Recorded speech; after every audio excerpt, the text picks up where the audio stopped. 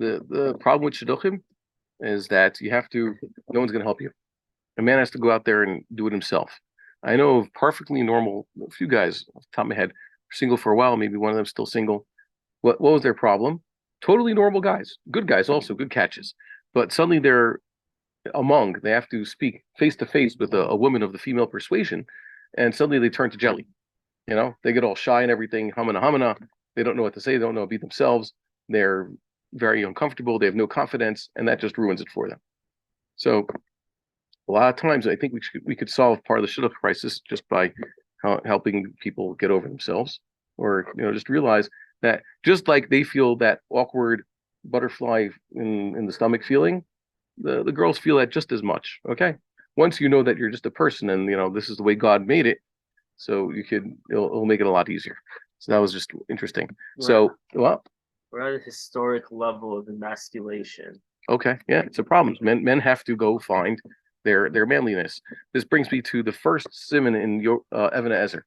I remember showing this to a bacher who was older than me in yeshiva, an alter bacher as it was. He must have been 25 at the time, so for us that was like ridiculous.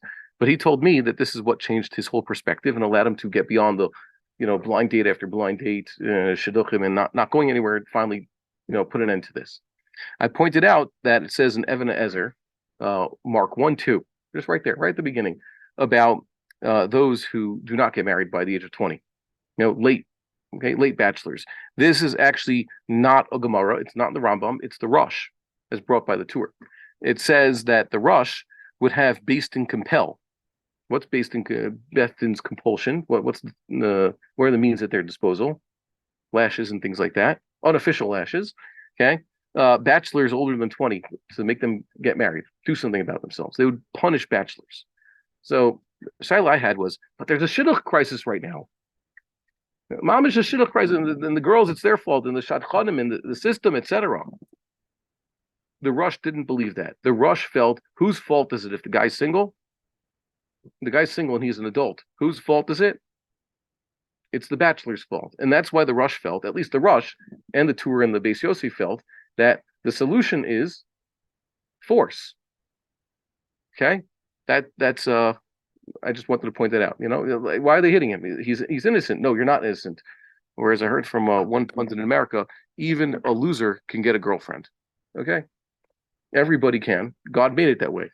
God made a match out there somewhere. It's your job to go find it. I'm not saying all the Rishonim agree with this, but I am saying that this is in Shulchan Aruch, and it's pretty hard to disagree with things that are like right there, especially right at the beginning.